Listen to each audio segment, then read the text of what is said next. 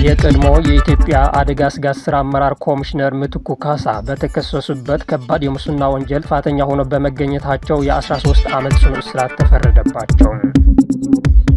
የወላይታ ሕዝብ የዘመን መለወጫ ጊፍታ በዩኔስኮ የዓለም የማይዳሰስ ቅርስ ሆኖ ተመዘገበም።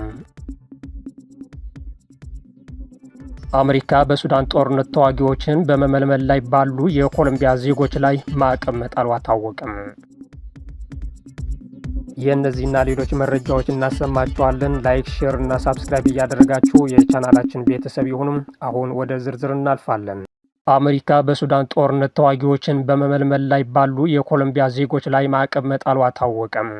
የአሜሪካ መንግስት የሱዳንን የእርስ በርስ ጦርነት ተጠቅመው ለመበልጸግ ዓለም አቀፍ መረብ መስርተዋል በሚል 4 የኮሎምቢያ ዜጎችና የሚያስተዳድሯቸው 4 ኩባንያዎች ላይ ማዕቀብ ጣለም። የአሜሪካ ግምጃ ቤት የቀድሞ የኮሎምቢያ ወታደራዊ አባላትን በሱዳን እየተካሄደ በሚገኘው ጦርነት እንዲዋጉ ለመመልመል በተካሄደው ሴራ ውስጥ ተሳታፊ የሆኑትን ስም ይፋ ያደረገ ሲሆን እነዚህም አልቫሮ አንድረስ ኪጃሮ ቤሴራ፣ ክላውዲያ ቪቪያና ኦሊቨርስ ፎሪየሮ፣ ማቴዎ አንድሬስ ዱኩ ቦቴሮ እና ሞኒካ ሙኖዝ ዩክሮስ ናቸው።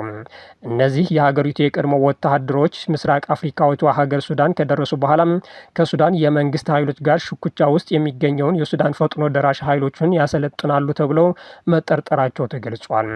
የአሜሪካ ግምጃ ቤት ባለስልጣን የሆኑት ጆን ኬ ሃርሊ በመግለጫቸው ላይ ሲናገሩ የሱዳን ፈጥኖ ደራሽ ኃይል ህጻናትን ጨምሮ በሰላማዊ ሰዎች ላይ ጥቃት ለመሰንዘር እንደማያቅማማ ደጋግሞ አሳይቷል ብሏል።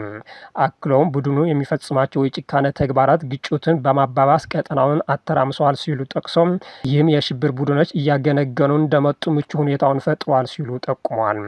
እንደ አውሮፓውያን አቆጣጠር 2023 በሱዳን ጦርነት ከተቀሰቀሰ ጀምሮ ከ12.4 ሚሊዮን በላይ ሰዎች መኖሪያ ቤታቸውን ጥለው ለመሸሽ መገደዳቸው አልጀዚራ በዘገባው አመላክቷል።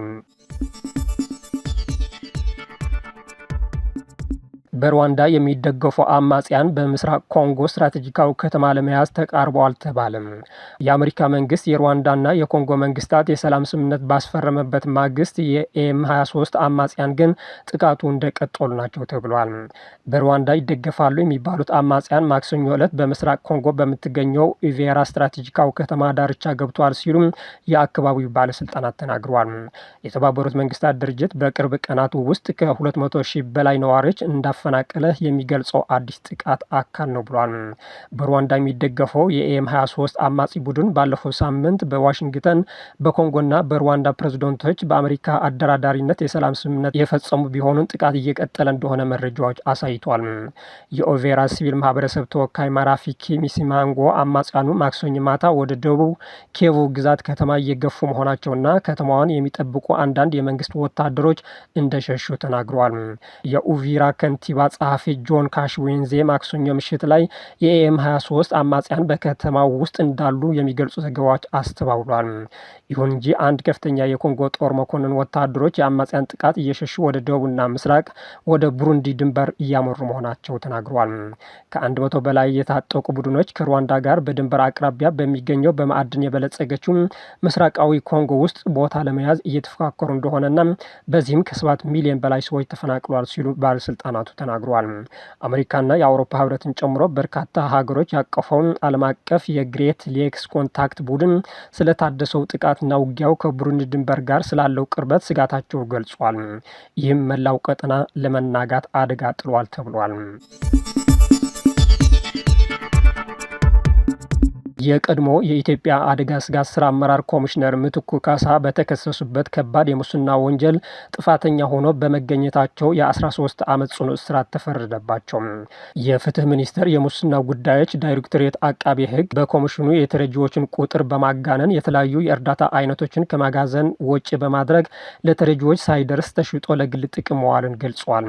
በዚህም በህገወጥ መንገድ የተገኘ ገንዘብን ወይም ንብረትን ምንጩን ደብቆ ህጋዊ አስመስሎ ማቅረብ ወንጀል ክስ በነሐሴ ወር 2014 ዓ.ም ተመሰርቶባቸው እንደነበር አመልክቷል።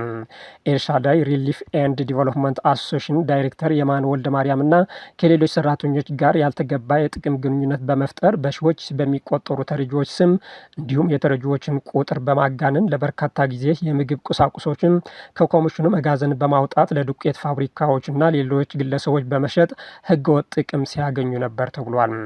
በአማራ፣ አፋር፣ ኦሮሚያ የቀድሞ ደቡብ ክልል ውስጥ በሚገኙ የግብረሰናይ ድርጅቶች ወይም ኤልሻዳይ ማዕከላት ለተረጂዎች ሳይደርስ በመሸጥ ለግል ጥቅም መዋል፣ ብድርና ድጋፍ በሚል ሰበብ በህገወጥ መንገድ ከኮሚሽኑ በ100 ሚሊዮን የሚገመት ለእርዳታ ድርጅቱም በገንዘብ መልክ ተሰጥቷል ያለው መረጃው ለዚህም በአቶ ምትኩ ካሳ ቤተሰቦች ስም ከኤልሻዳይ ድርጅት በተለያዩ ጊዜ ክፍያ መፈጸሙን ጠቁሟል።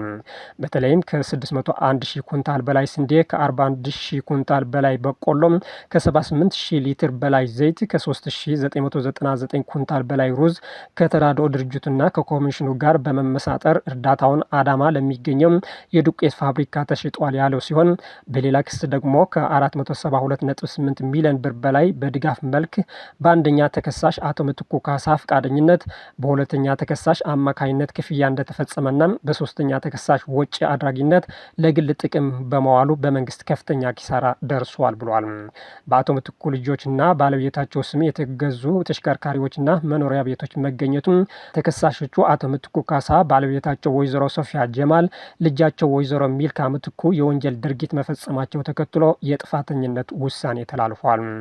የፌዴራል ከፍተኛ ፍርድ ቤት ልደታ ምድብ 5ኛ የሙስና ጉዳዮች ችሎት የአቃቤ ሕግን የቅጣት ማክበጃና የተከሳሾቹን የቅጣት ማቅለያ ካዳመጠ በኋላ አቶ ምትኩ ካሳ በ13 ዓመት ጽኑ እስራትና በ50 ሺህ ብር የገንዘብ መቀጮ እንዲቀጡ ወስኗል። በተጨማሪም በአቶ ምትኩ ካሳ ባለቤት ወይዘሮ ሶፊያ ጀማል ላይ የ8 ዓመት ከ4 ወር እስራትና 3000 ብር የገንዘብ መቀጮ እንዲቀጡ የወሰነ ሲሆን ልጃቸው ወይዘሮ ሚልካ ምትኩ 5 ዓመት እስራትና 3000 ብር የገንዘብ መቀጮ እንዲቀጡ ውሳኔ ማስተላለፉ ታውቋል። ዓለም አቀፉ የወንጀለኞች ፍርድ ቤት በዳርፉር የጦር ወንጀል መፈጸሙን ባመኑ የቀድሞው የጃንጃዊ ሚሊሻ መሪ ላይ የ20 ዓመት እስራት ቅጣት አስተላለፈ። በአውሮፓውያኑ አቆጣጠር በ2003 እና በ2004 በጃንጃዊ ሚሊሻ በዳርፉር የተፈጸሙ ተያያዥ ወንጀሎችን በሚመለከት ፍርድ ቤቱ እንዲህ አይነት ውሳኔዎችን ሲያስተላልፍ ይህ የመጀመሪያ መሆኑን ተገልጿል።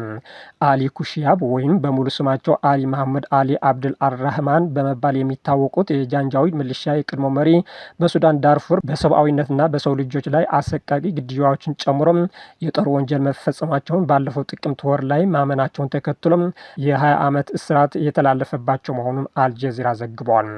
የቀድሞው የጃንጃዊድ መሪ አሊ ኩሺያብ በንጹሃን ላይ ጥቃት መፈጸም፣ ግድያ፣ አስገድደው መድፈር፣ ሰዎችን ማሰቃየት፣ ዝርፊያ፣ ንብረት ማውደም፣ ህገወጥ የሰዎች ዝውውርና በሃይማኖታቸው ወይም በብሔር ማንነታቸው የተነሳ በሰዎች ላይ ጭካኔ የተሞላባቸው ግፎችን መፈጸም ጨምሮ በቀረቡባቸው 31 አይነት ክሶች በሁሉም ጥፋተኛ ሆነው መገኘታቸውን የዓለም አቀፉ የጦር ወንጀለኞች ፍርድ ቤት ገልጿል። ፍርድ ቤቱ አሊ ኩሺያብ ወይንም በሙሉ ስማቸው አሊ መሐሙድ አሊ አብድ አልራህማን በመባል የሚታወቁት የቀድሞ የጃንጃዊድ መሪ ሱዳን የእርስ በርስ ጦርነት በነበረችበት ወቅት በዳርፉር በተፈጸመው የጦር ወንጀል መሪ ተዋንያን የነበሩ መሆናቸውን ማረጋገጡን ብይኑን በሰጠበት ወቅት አስታውቋል። ይህንንም መጥረቢያ ጭምርም በመጠቀም ሰዎችን በመደብደብና ለገዳዮች የግድያ ትዕዛዝ በመስጠት አሊ መሐመድ አሊ አብድ አልራህማን በግሉ በዳርፉር በተፈጸመው የጦር ወንጀል መሳተፍን አረጋግጠናል ሲሉ ውሳኔዎችን ያስተላለፉት ዳኞች ጆሃና ኮርነር ተናግረዋል። ግለሰቡ በዳርፉር የሱዳን የእርስ በርስ ጦርነት ወቅት ሰዎችን በኃይል ከቀያቸው የማፈናቀል፣ የሰብአዊነት ክብር የጎደላቸው ወንጀሎችን በሰዎች ላይ የመፈጸምና የዘር ማጥፋት ወንጀልን መፈጸሙን ተበዳዮችን ጠቅሶ ዳኛ ጆሃና ገልጿል። አሊ ኩሺያብ በበኩሉ በአውሮፓውያኑ 2021 መጀመሪያ በተጀመረው የክስ ሂደት አሊ ኩሺያብ እኔ አይደለሁም በማለት ፍርድ ቤቱ በስህተት በእርሱ ላይ ክስ መመስረቱን ጠቅሶ ተከራክሮ የነበረ ቢሆንም መጉቱ በዳኞች ውድቅ ተደርጓል። የወላይታ ሕዝብ የዘመን መለወጫ ጊፍታ በዩኔስኮ የዓለም የማይዳሰስ ቅርስ ሆኖ ተመዘገበ።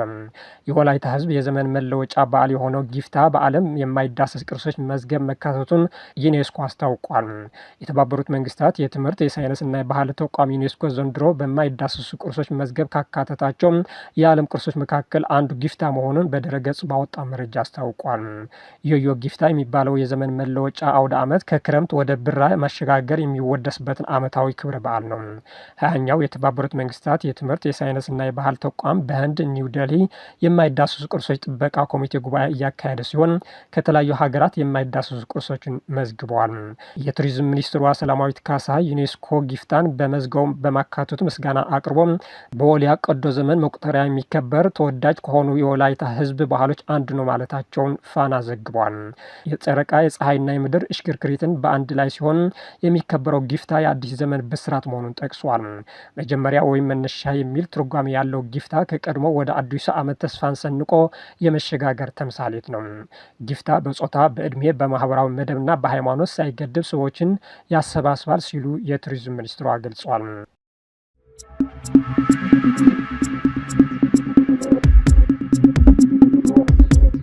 የተከበራችሁ ተከታታዮች ለዛሬ ያዝናቸው ዜናዎች እነዚህ መስሉ ነበር። ስለተከታተላችሁ እናመሰግናለን። መልካም ቀን